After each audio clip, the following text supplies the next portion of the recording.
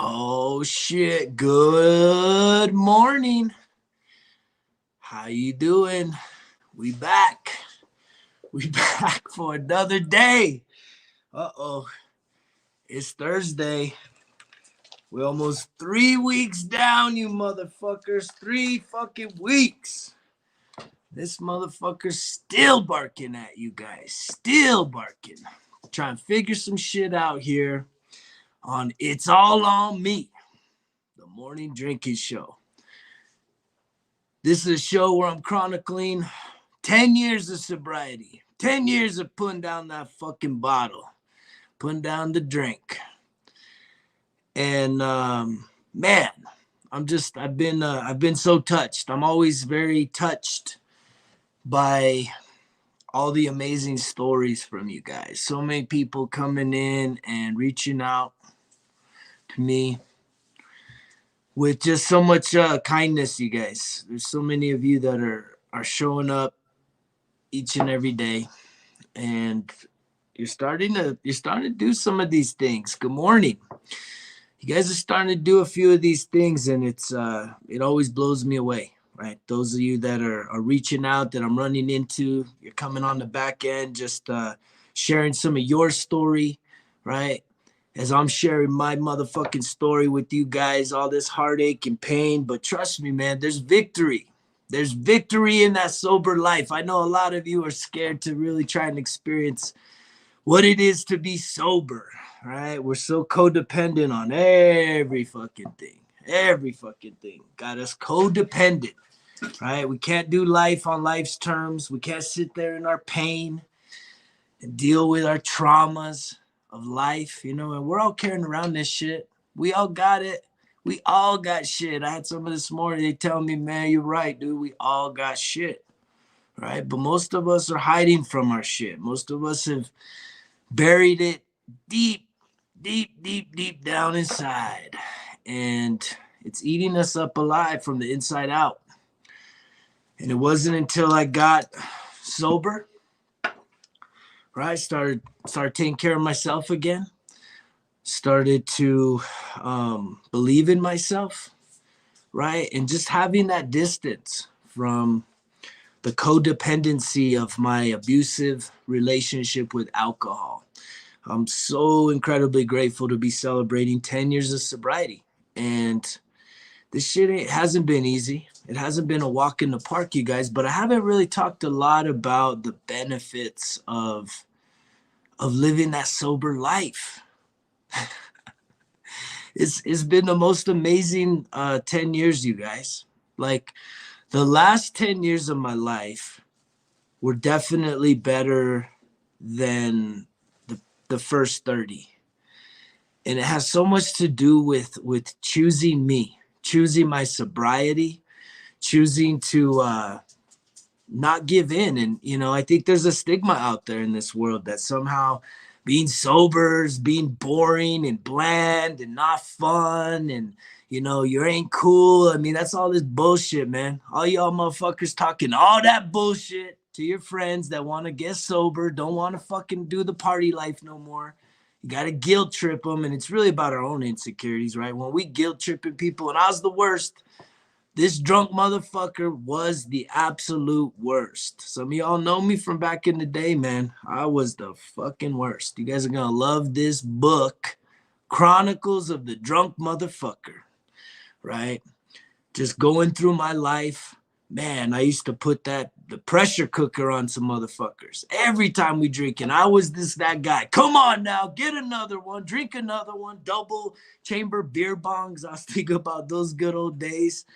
Man, the pain and the suffering of the party, right? Party life, that party fucking life. We think that's it, man. That's what we get programmed for. We get programmed to socialize. And, I was talking about the other day, and I've been talking about this for years. No one goes to that first party, right, with friends. And if your first party, like first legit party, was in high school, some of us waited to be adults, but for sure a lot of us, that first fucking alcohol induced party was in our high school years. At least back in the day, that's how we used to do it. No one went to that. No one went to that first party and said, you know what? I'm going to be a fucking alcoholic or an addict for the rest of my life. And I'm going to allow for this substance to literally control my mood, my well-being, my health, my relationships, right? None of us knew how the power of alcohol. There's no fucking way that any of us back in the day knew the power of alcohol and how it was going to control our lives, how it would destroy the quality of our lives in a lot of ways. It was fucked up. Alcohol never, the first few drinks, we all know the first few drinks, right? You get all buzzed and, giddy and talkative, and it's so fun, but most of us don't know how to just stop there. Most of us can't say, okay, good, you're good. Just ride out this nice little warm and fuzzy and bubbly wave. No, most of us get to the drunk motherfucker. We get wasted. And, I haven't spent a lot of time talking about the sober life, right? And what that sober life has meant to me. Making that choice to end my toxic, abusive relationship with alcohol, right? All the heartache and pain, all the life in situations that happen from a criminal standpoint, 2 DWIs, domestic violence charges, all this shit, man. Like, fuck.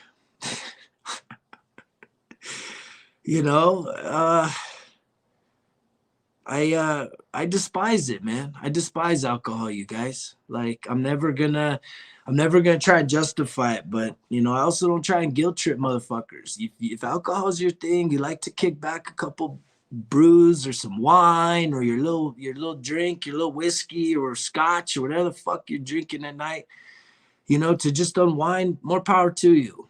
But this drunk motherfucker never knew how to say enough's enough. It was always from the happy hour to getting thrown out of the fucking bar after hours, right? Just wasted, blackout. So 10 years ago, when I finally hit rock bottom, right? And I made the call, I made the choice to say, look, enough's enough. I can't keep living this life anymore. I have to make some changes. And so to put down the alcohol, it wasn't easy. It was 10 years ago was actually my second attempt at sobriety. My first attempt came in 2007 after my second DWI, and I was angry. I was that dry drunk. I don't know if any of you know what I'm talking about, but that dry drunk. But, it's someone that is almost feeling forced, pressured to get sober, right? To give up that addiction. And that's a painful place to be. Like, if you ain't at a place where you're just sick and tired of the abuse that you're putting yourself through, right? By giving in to that alcohol, by using it to numb the pain and to check out, because clearly there's probably a lot of shit that you just ain't fucking happy about in life. And, for me, getting sober that first time, I know I was so fucking angry, man, how it went down. And I haven't told that story yet. I do want to save it for doing a one-off video. I'm going to kind of go out in town and shoot it at like a little sports bar type place, right? To kind of get my own mind. I'm not going to drive out to San Clemente to the OC Tavern, but I think it's a pretty crazy story, as with most of my life and most of my exploits as the drunk motherfucker, right? I was always an asshole, man. I know. And when I look back at that person, it's like I think mostly I should be embarrassed of it, but I'm not, because what am I gonna do? I'm not gonna beat myself up, right? I know that I was never the best version of myself, for sure. Using alcohol, using drugs, to numb my pain, to cope as a coping mechanism in life, just because, I was unhappy, or I just, what is it, guys? What draws us to alcohol, right? What draws us to the happy hour after a hard ass day work, right? What draws us to that as adults? What's the satisfaction that you get, right? If you're still drinking, like, what satisfaction do you get? Like, is there some positive benefits from drinking a little alcohol on a regular basis? I don't think so. I don't think any positives could even come close to what the negative impacts are, especially if you're someone that wants to live a healthy, happy, purpose-filled life. It's a tough deal. I can, I'll tell you a story. It was the first time that I deployed with Team Rubicon, right? We'll talk some sober stories today. And Team Rubicon, if you don't know, it's a veteran-led disaster response organization that I volunteer with. And I'm an instructor, advanced chainsaw disaster response operator. I do chainsaw operations out in disasters. Most recently, I came from Kentucky, right there before Christmas, spent a week out there in Western Kentucky helping out families with the tornado destruction. I've been on hurricane stuff, fire mitigation. And so Team Rubicon started in 2010 in Haiti after a big earthquake. Couple Marine veterans, Jake Wood and a few others, deployed down to Haiti. They were sitting on the couch watching TV, watching all this devastation, and just something inside of them compelled them, said, hey, I want to go. I need to do something. I have skills from the military that I feel could go and help these people in need. And I just don't feel comfortable sitting here on my ass watching this shit and not doing anything about it. And it's a very powerful message Team Rubicon is built off of. And so I gravitated to that big picture of massive, massive natural destruction. You see the Haiti, you see earthquakes, and you see, hurricanes and tornadoes and just, this major destruction. Well, what got me actually getting into what we call the field, meaning responding to disasters. It's voluntary, guys. So this ain't a paid fucking gig. This is giving up your time to go into a very hazardous, dangerous environment to try and bring some hope and some, really that's it, right? You're trying to bring some hope to someone that their whole entire life has been destroyed. And it's an incredible thing. Perspective is everything. Well, I remember I had signed up like 2 years prior. I was someone that the way Team Rubicon works is you sign up, and I encourage some of you guys, if any of that, and if any of this story resonates with you, please, teamrubiconusa.org. Man, I can't say enough about this organization and what it does. And you don't have to be a veteran, right? We have veterans, first responders, and what we call kick-ass civilians, just something for everyone. You don't have to be a chainsaw person. We got all types of jobs. Pretty much anybody that has a heart to say, I want to go help people, sign up, check it out, look up that website. But I had signed up, and life just gets busy, and the way Team Rubicon works is when you sign up and you get qualified to go into the field, to be able to deploy, you start getting text messages. And so you'll get text messages every time a disaster occurs. And so the text message hits and you don't have to respond, right? It's voluntary. So it's up to you whether or not you're actually going to go or not. And I just remember for years I'd get these text messages and, I just disregard. My mind was, I was actually in school at Santa Fe Community College working on my bachelor's into my master's degree at the time. So I was pretty preoccupied. And I remember I was on a vacation in San Diego in the summer and just having a great time with the family. And while we were in San Diego, I remember on Facebook, I started seeing all these videos from Santa Fe, New Mexico. People were posting up of like all this crazy flooding and stuff. Like it's pretty wild, you know, seeing like rivers, you know, roads that had turned into rivers. It seemed like a pretty significant event. Everybody was freaking the fuck out, posting up videos of how much rain had happened. It was a deluge that we got a shit ton of rain. And so, you know, saw the videos, didn't think nothing of it, got back home. And I remember I was sitting on my ass, right? Like a lot of you, still sitting on your ass, sitting on the fucking sideline. We're already finishing up week 3 and you still are trying to figure out what the fuck. What we got to do to light a fire in your ass, man. Start living life. Start living fucking life. But there I was, just like you, sitting on my ass, watching TV, right? Sober. This is sober life. And I get the text. And this time I look and it says, deploy to Santa Fe, New Mexico, Team Rubicon. And I freaked the fuck out. I'm like, what the fuck? How the fuck would this organization give a shit about Santa Fe, New Mexico, a little bit of flooding, what I considered a little bit of flooding? I'm like, that's crazy. You know, I always thought this type of organization, you know, I'd be going to Florida for hurricanes or Louisiana or, you know, Texas or Oklahoma for tornadoes and shit like that. Like, I'm like, really? These guys care enough about Santa Fe, New Mexico and some flooding that they would do what's called an operation. And so I freaked out. I was like, oh shit, man, I'm going to check in. Like, wow, okay, this is pretty cool. This is interesting. I mean, for them to actually give a shit, not a million years did I think they would ever care about Santa Fe, New Mexico. We don't get a lot of natural disasters here. So I actually responded, and a few minutes later I get a call and the guy's like, hey man, are you available today? I was like, sure.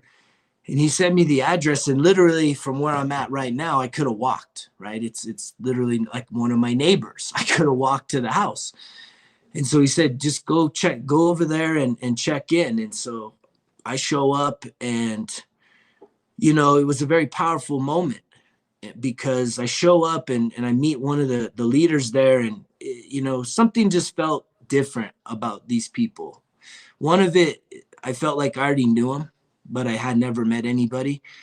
They were all wearing their what we call our gray shirts, and everybody has their names on it and stuff. And, you know, I remember walking into this home and going down into their basement, and man, it was just totally flooded out, right? Like totally flooded. So we were removing all the sheetrock, scraping up the floors, removing all the muck and just dirt and mud and all the shit that accumulated in the basement of this house, totally flooded out. And it was a really powerful thing because I've done a lot of volunteering in my life, and it's really been, you know, volunteering, you know, joining the military. That was a big form of volunteering.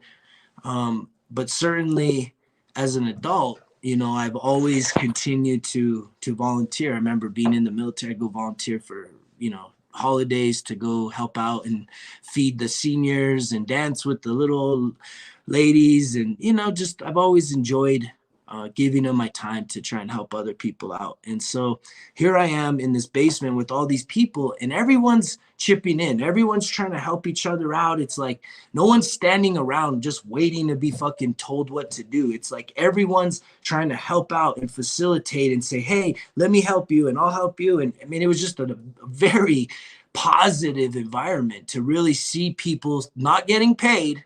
No one is getting paid to do this shit, but everyone's just contributing. And if you've never really experienced that, it's a powerful thing when motherfuckers aren't just standing around waiting to be told what to do. Like some of you, I'm over here trying to tell some of you that your life matters, today matters, and you can make a difference. You can start rewriting your story today.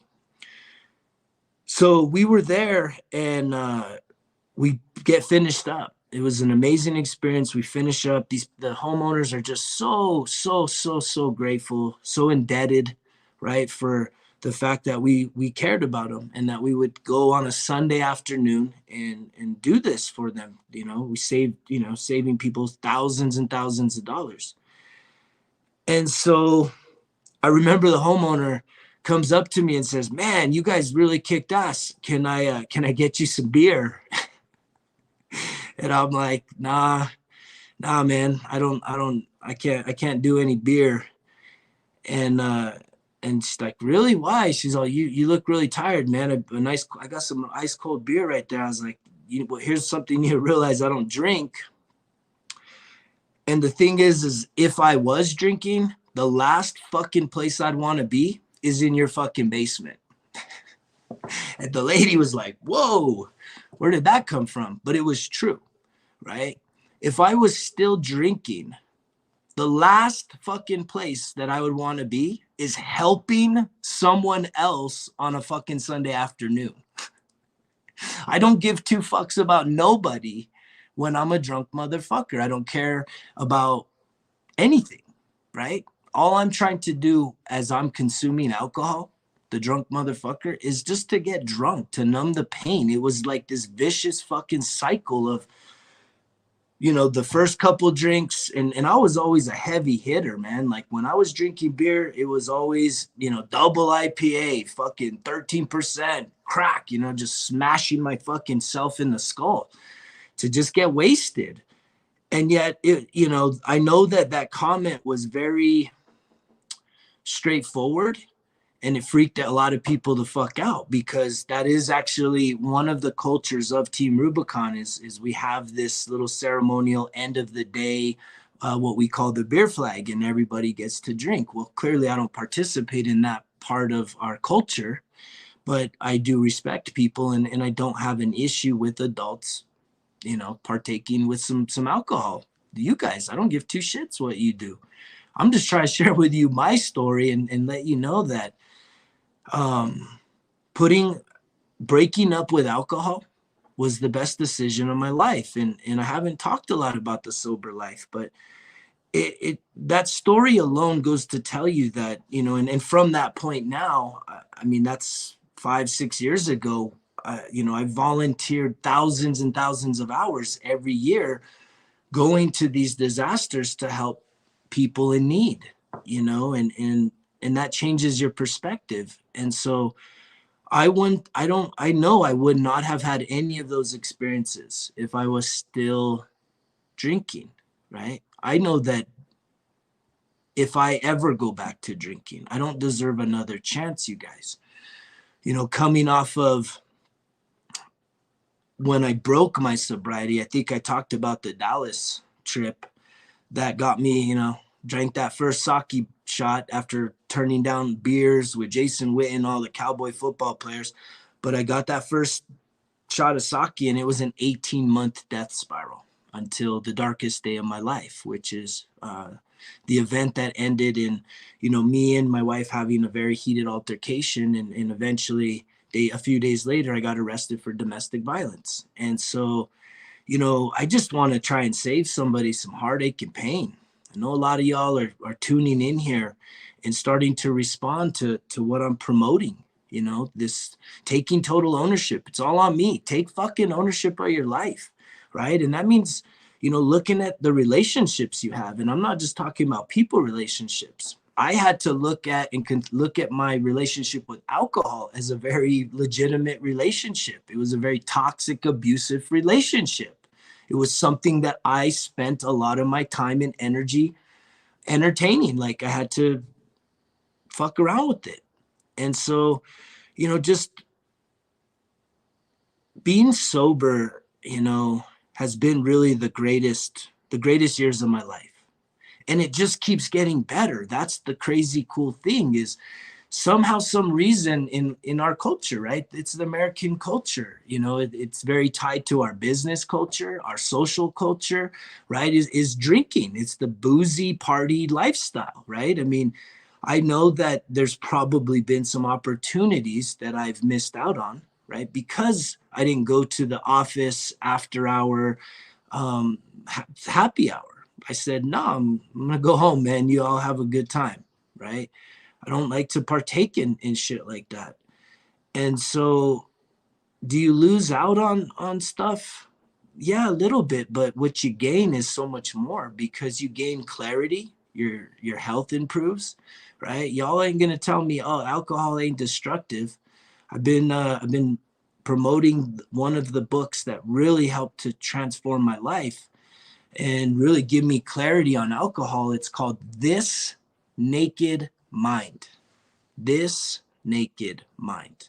And I highly recommend that if you're someone that is just contemplating your relationship with alcohol, right? You're just sitting there and you're kind of contemplating, is alcohol giving me what I truly want? Or is it really just one of these things that I'm using to numb the pain, right? And this whole journey of it's all on me is a journey of self-discovery, right? We've been talking about doing what?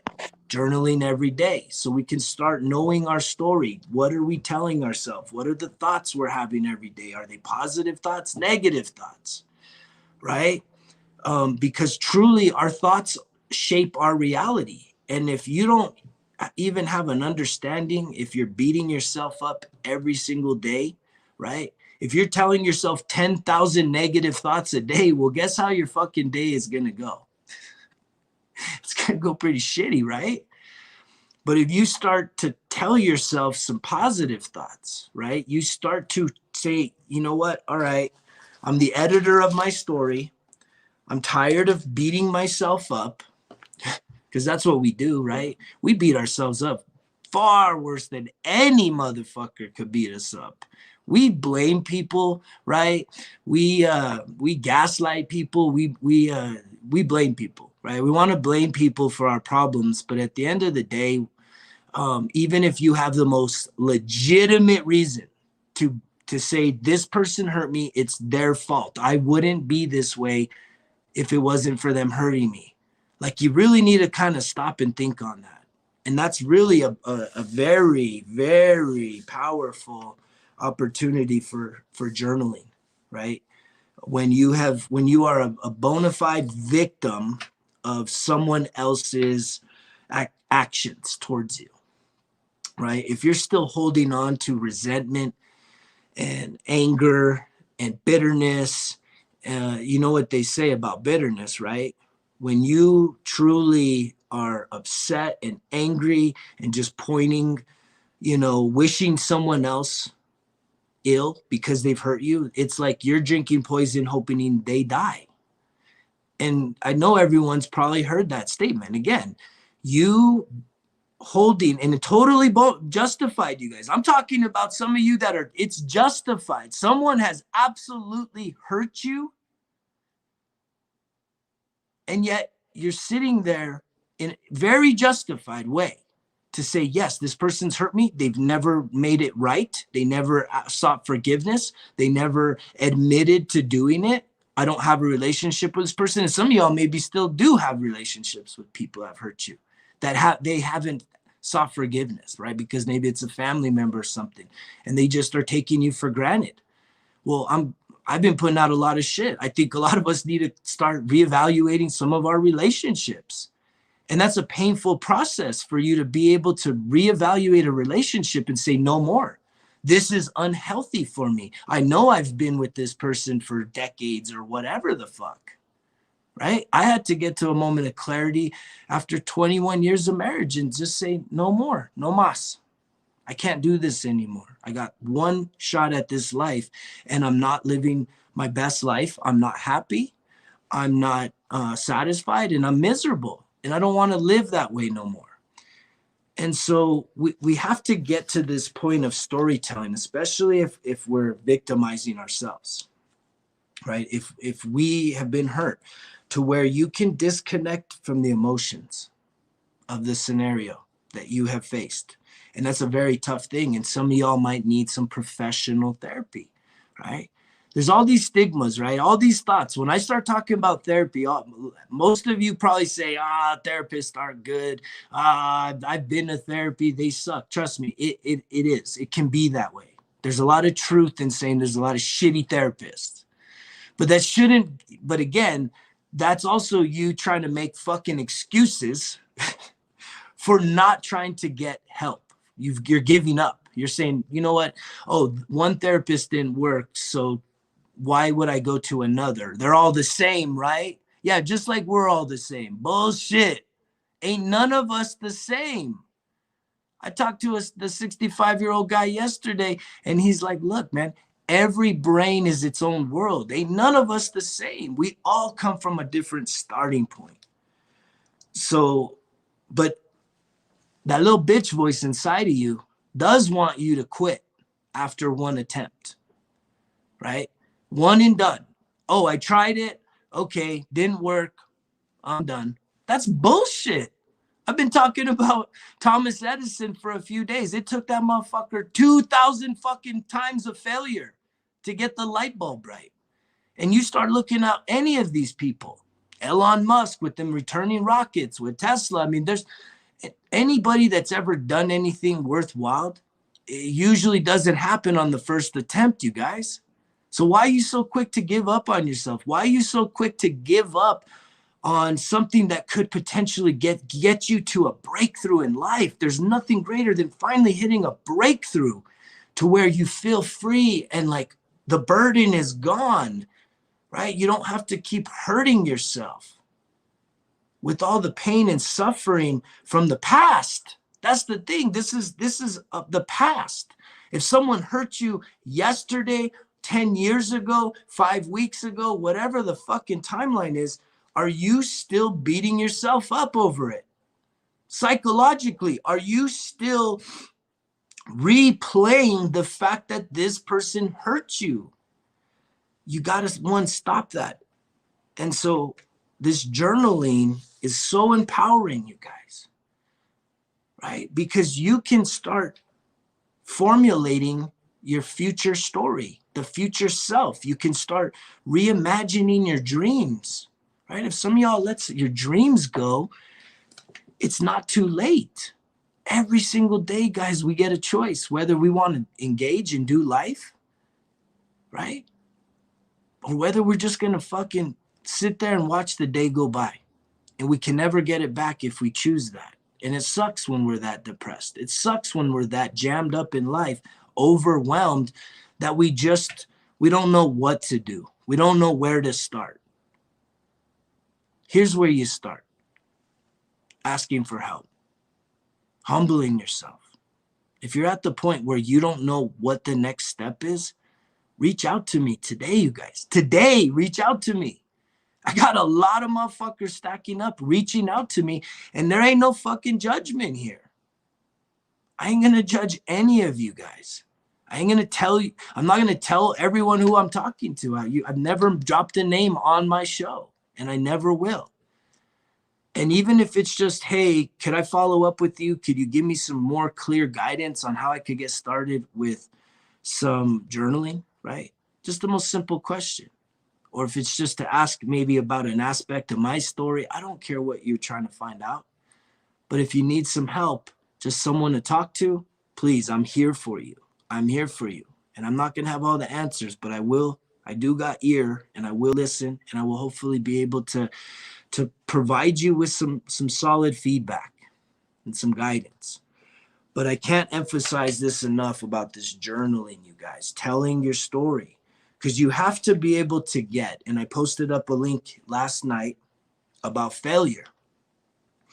And if you've ever had that failure in your life, you got to give your stories meanings, new meanings. You can't change what happened, right? So you can't, the fact of the matter is you cannot change something that has happened in your past. But what you can change, you guys, is the meaning you give it. And what do I mean? What am I trying to express to you when I'm talking about meanings? Well, if you really look at it and you say, okay, like for me, when I had to close down my business in Southern California, What's Your Signs? That's the name of it. Anytime I thought back to What's Your Signs in the business, instantly I thought of myself as being a failure, right? Because all my hopes, all my dreams, all this hard work and success was there, and then I lost it. I lost everything when the economy collapsed in 08, 09. And so for me, looking back at that, I always said that's failure, that I'm a failure. And so when I talk about giving your stories new meaning, is now I can write down, hey, in 2008, 2009, when I chose, right? I didn't have to close my business. I chose to close my business. I felt it was the best decision for me and my family, but I chose to close my business. And what I've learned is that success and the road to success is paved in failure. And that was a huge breakthrough. I had forgotten that. I had forgotten how it took Thomas Edison almost 2,000 fucking trials and errors of trying to get the light bulb correct. That's a lot of failure, you guys. That's a lot of critics. That's a lot of motherfuckers heckling him for being a jackass, for not just giving it up. Like, come on now. Most of us aren't even willing to try something 10 times with failure and still believe that there's hope. Most of us give up after what? 1 or 2 fucking times, right? And we give up because why? Because we don't believe in ourselves. We haven't tried to redefine these things that were either spoken over us or we're speaking over ourselves currently that are holding us back. These are these limiting beliefs. And that shit may sound simple for you to just write down something very traumatic, you know? If someone was ever sexually assaulted, right? That's a pretty fucking serious thing. And I'm sure someone watching this, right? Hundreds of people watching these videos I've been putting out there, I'm sure someone out there's been sexually assaulted. And I'm sure that I can't even imagine. First and foremost, I can't even imagine the pain and the suffering, the shame that you are carrying around, especially if you haven't healed that, you haven't gotten therapy, you don't feel safe with that story. And so you've just buried it into the deepest, darkest places of your soul. And that's where the truth lies. And that's that shadow work is that really gave me a huge breakthrough, is when I started to be able to go into that dark place. And that's where the truth lies. We all think truth is this light and fluffy and nice thing. No. All you motherfuckers know where your truth is. The shit you're ashamed of, the shit that brings you guilt and embarrassment and hurt and the pain. It is not on our shoulder, right? It's not just here for everyone to see. It's in the deepest, darkest parts of our soul, just buried and hidden and stuffed and ignored and, just distance, right? Distance. But here's the problem is when we do that, we don't heal. We prolong healing. And unfortunately, it comes out. Even if it's been 10, 20, 30, 40, 50, 60 years since the incident, it still comes out until we give it new meaning. And so when we're able to give something new meaning, again, by writing things down, that's why journaling is such a big piece of my day, is because the way our mind works is when we actually write it down, right? First we speak it, then we write it down, right? Our brain instantly says, wow, this is important. I am going to not only memorize this, right? But I am going to start coming up with solutions for this. I am going to start configuring life to reflect this new belief. Does that make sense? It probably doesn't. But literally our brains, when they receive an input, especially from ourselves, we write it down. Right away, your brain says, oh, fuck, this is important. You're writing it down. Your brain is saying, wow, this is important. We're writing it down. And if it's new information, right, the brain instantly just starts to say, oh, cool, new input. Let me start to reconfigure reality. Everything that doesn't align with this, we're going to start reconfiguring it. And that's where the breakthrough happens. So if back to the situation, if anybody had ever been sexually assaulted, one, I can't even imagine the pain and just how empty that probably would leave you, right? It's got to be a horrible experience. And I just pray healing for you guys. I really do send you love and healing and just self-acceptance, right? To know that type of a violation over yourself, your body, is unfathomable for me. I can't even imagine what that would bring. But when you actually think back to that situation, what does it mean to you? Right? And this is something very private and intimate with yourself, is what does it mean to me? Right? And so you have to literally get your pencil and your journal and say, when I was sexually assaulted by in this year at this place, you know, it left me feeling, right? And first you write out all the bad shit. Because once you write out the bad shit, you're taking it from out of your soul and out of your mind, and you're putting it somewhere that you can now see it. And if you can see it, you can now take ownership and control of it. You have a choice on whether you want to keep it in the definition that's keeping you held back. It's keeping you in that state of being a victim and the pain and suffering that goes with it, the traumatic experience that goes with it. Or you can choose to now look at that situation instead of it being something that happened to you. And this is fucking really hard, especially on like a topic like sexual assault. And I'm sure someone, I know someone's been through that. I don't know who, I just know it exists in this world. For you to now be able to say, you know, how that left you feeling, all those negative thoughts. And now you want to start changing the story to say, I forgive this person.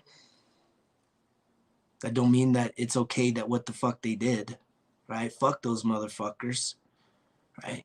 But you have to get to a place where you can detach yourself emotionally and just see it with compassion.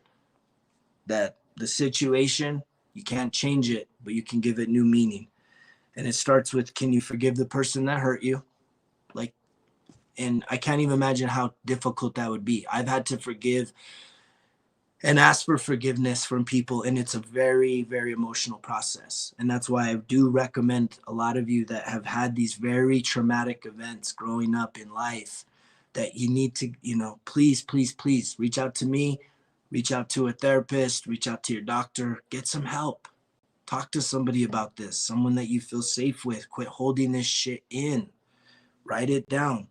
But if you can get to a place where you can forgive this person, just genuinely forgive them. And it's not about saying that what they did was okay, but it's about you accepting that what happened, and that you're letting it go.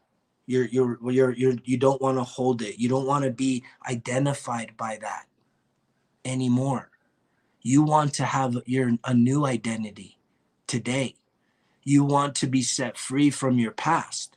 You want to now be able to reinvigorate and reinitiate your goals and your dreams in life, the things that you have always wanted to pursue, but because of these traumatic events, we get stuck in life and we allow for the dreams and goals to fade away, right? And then life starts to hit us in the fucking face. Boom, boom, just starts beating us up. And we think we can never get back. That what the situation we're in now is what we deserve, and we're never going to be good enough. That's all bullshit. That's fucking lies. That's that little bitch voice trying to keep you comfortable, keep you in the same fucking place, feeling the same fucking way. It doesn't want you to grow. And the cool thing is if you can just start to shut that motherfucker up, it'll start to shut the fuck up. And once you get that little bitch voice to shut up, you can start getting some more clarity over your thoughts and your ideas. But you get to a place where you can forgive the person or persons that hurt you. You can forgive yourself, right? You know, maybe there was a decision you made that led you into that situation. And you're still beating yourself up because you knew better. Your intuition told you, don't go, don't call back, don't text, don't do this, but you did it anyways. And it resulted in this traumatic thing happening. So you need to be able to have compassion and just a spirit of forgiveness. And the forgiveness is just letting go. You just want to let go and make peace. And the most important piece of here is for you to make peace with yourself, to accept yourself, and to say, you know what, I don't want to be defined by this anymore. I want to let it go. I want to start growing and healing and processing those feelings and changing the meaning of it. To say, this event, you know, you go from the traumatic, you know, this was the worst event of my life. This event will never will never heal. I will never recover from this. I will never be the same again. And some of those are very true, right? You will never be the same, but you can be better, right? Because you can, if you're willing to face it, right? There's something about facing your demons. Don't just face your demons, right? You need to kill those motherfuckers. And you know how you kill them, right? I probably come across really aggressive, like I'm gonna kill those. I did. When I had to face my demons, I shut that motherfucker door and I said, you know what? Only one motherfucker's coming out of this room, and guess who it is? It's me, right? And I'm gonna leave a lot of bodies on the ground. I'm gonna stack you motherfuckers. I ain't just facing you, I'm gonna stack you. And when I mean stack, it means I'm gonna take you out by any means possible. This is about to get savage. But here's the thing. All that hype, all that shit talk, right? The way that you kill your demons is you make peace with you. Make peace with yourself. And that was the hardest thing for me to do, was to be able to look inside to that deepest, darkest truth and to see it not as my biggest critic, my biggest judge, but to see it as the parent I never had. And when I say parent, I'm talking about the father figure that I never had. And some of you, it may be the mother you never had, right? And you have to go in there and you have to see it as you put yourself in a situation where you get to be the most incredible parent that you never had to yourself. You get to walk in there and see that person, that version of you hurting and being assaulted or being victimized, right? And you get to go in there with compassion and say, you know what? I'm sorry that I've hated this version of who I am for so long. I'm sorry that I was so embarrassed by this situation. I'm sorry for how much I've beat myself up, how much I've hurt myself by abusing drugs and alcohol, or even pursuing more promiscuous behavior as a result, because my self-worth was so fucking low, it fucking tanked, right? And that's how you truly actually overcome your demons, is you make peace with yourself, right? You have this reunion of your former self with your current self in the right state of mind, in a clear state of mind, and you're able to go in there and provide comfort and unconditional love and care, and you're able to bring in that person and hug them, right? You're able to make them feel like they're not alone, they're not abandoned, and they're not broken, they're not fucked up, right? And that, guess what? They can get through this. And they don't have to be defined by this. You don't have to be defined by the shit that's happened to you in the past. But this whole journey of journaling is really about getting honest with yourself, writing these things down, writing down these stories, getting it, the hurt and the pain and the embarrassment and the shame, and putting it on paper, and then finding a new meaning, a way to look at it in an empowering way, right? To say that this didn't happen to me, it happened for me. Because what is going to now happen is that, one, I'm going to allow myself the opportunity to finally heal, right? Because I'm done hurting myself and beating myself up over this situation. And I want to give it new meaning. I want it to be, I want this to now be something that I can use for a positive. And the perfect example is, look at me. Again, I'm willing to be the role model. I'm willing to put myself out there and say, look, all these mistakes, right? All my mistakes have now become a message, and it's touching your life. It's touching people's lives. And I'm incredibly grateful for those of you that have been tuning in, checking in, and starting to respond to this message. There ain't no bullshit around here. We're going to keep showing up each and every day. We don't get to take days off in life. And the only person that you need to worry about today is you, right? And if you take care of you first, guess what? Everyone else that you love and care about, you'll be able to take care of them as well.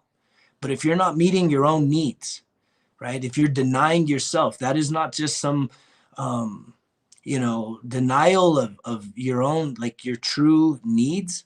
Like, I know a lot of faiths use that as like some kind of a superiority thing, and maybe in some ways it is, right? If you can abstain from something that's harmful for you, yeah, absolutely, that's great. But at the end of the day, being able to hold yourself accountable and get honest with yourself is a very hard thing. It's not easy. It doesn't come easy. Most people around you are just bullshitting themselves and bullshitting everyone else. We're all wearing masks, right? I can't tell you how many memes that I came across just this morning and every single day that are like this cautionary message of, hey, be careful what you tell people. Be careful what you tell your friends today because they might be your enemies tomorrow. Well, what the fuck, right? If you got those types of friends that could be friends today and enemies tomorrow, guess what? You got the wrong fucking friends. And that's the whole point. Some of y'all got the wrong relationships. And you need to really start sticking up for yourself. And some of y'all are scared to do that because you're afraid that if you stick up for yourself, guess what? Guess what? Those people that tell you they love and care about you, they love and care about you so much that if you start advocating for your needs, they're going to tell you, adios.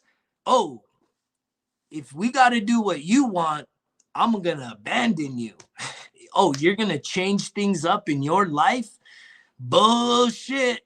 If you change, I ain't here no more. If any of you have heard anything like that, please do yourself a favor. Reach out to me for just a life coaching session. Let me help you build some self-confidence. Get some feedback.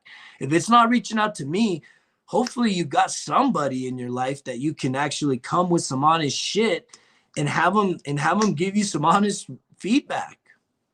And it's a painful thing, man. It's a painful thing ending long-term relationships of any kind. Some of you may be miserable fucks at your job. And you're thinking, this is all I got, right? This is all I got. I ain't going to get nothing else. That's bullshit. The most powerful thing about us as humans is every single day we get a choice to live a whole new life, to be a whole new version of ourselves.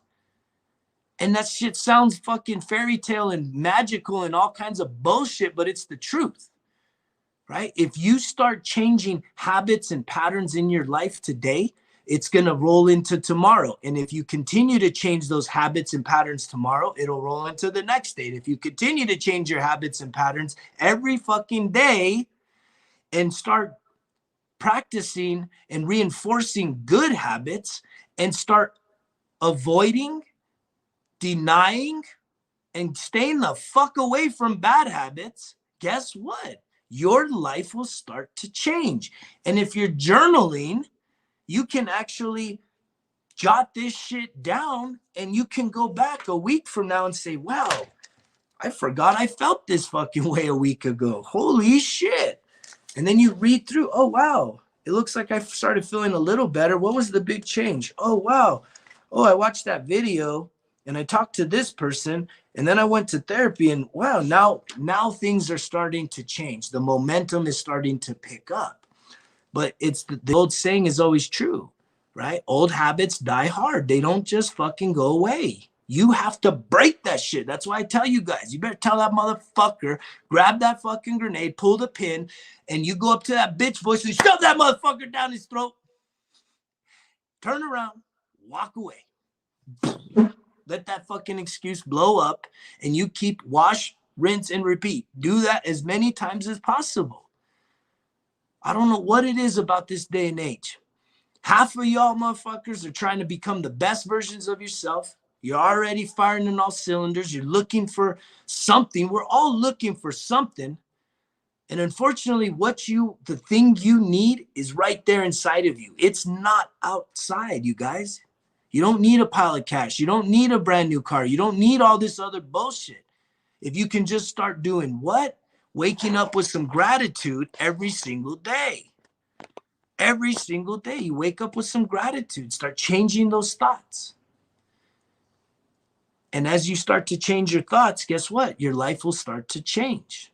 But it's a process, right? I have fallen for the quick fix schemes, right?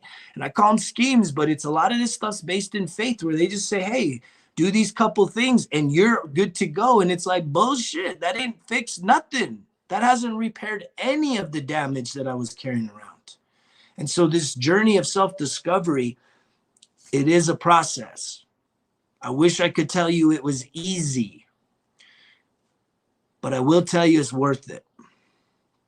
The sober life, I would never exchange it for anything else, right? There's nothing better than, going camping and waking up at 5 o'clock in the morning and having time with self and being in nature and climbing mountains and not having to get fucking drunk as fuck in the night. And then wake up in the middle of the day, the whole half the day's gone. And then you're just kind of like, oh, let's just get drunk again and really just be drunk, but in nature, as opposed to being drunk and at home or being drunk at my friend's house or being drunk at the bar. It's like everywhere you go, it's all about being drunk. That was Greg. That was the drunk motherfucker. Everywhere I went, it was being drunk. That was the whole premise of my life. My existence was wherever I go, I want to get drunk. And now that I'm an adult, I get to do that. Nobody tells me what the fuck I got to do. I'm an adult. I can be drunk anywhere I want. I can drink anywhere I want. That's bullshit, man. That's a fucking miserable existence. And I'm so thankful I'm set free from that. I love the sober life. And I love the fact that, my example of living a sober life has inspired a lot of people to reconsider their addictions, their habits, because y'all see this shit, man. I wouldn't be doing none of this shit if I was still drinking. And that's how I am. It's all or nothing. I'm an all or nothing person. It is very black and white for me, right? I can't go back, you guys. I can't just have one more beer, right? Because one is too many and 1,000's never enough. And so I leave you with that today, you guys. The sober life is worth it. It's worth it. I don't know who the fuck loves being hungover, spinning, head spinning, fucking throwing up, puking, all that bullshit, right? Knowing that you're playing with fire, especially if you take chances still in this day and age, drinking and driving, fuck. You're just asking for it, man. You're just asking for that big L. When I say L, I'm talking about that big loss, right? It's going to catch up with you. You will lose out on that luck, right? And it's going to be a painful process. And I hope to save somebody out there today, right, from making that decision. At the very fucking least, use Uber if you're irresponsible and you get wasted all the time, man. Hopefully y'all using Ubers and not drinking and driving like the drunk motherfucker. Can't believe how much I used to drink and drive, you guys. I'm grateful for you all. Stay tuned.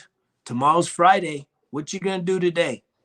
Where's your eyes? Are your eyes still looking at shit in the past? All the mistakes? Are your eyes anxious for the future?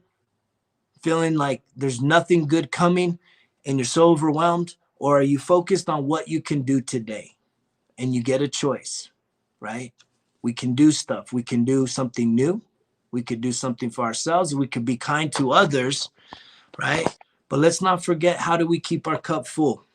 As I close out this session, right? How are you keeping your cup full? Are you getting in some mindfulness? Are you getting in some exercise, some fitness, right?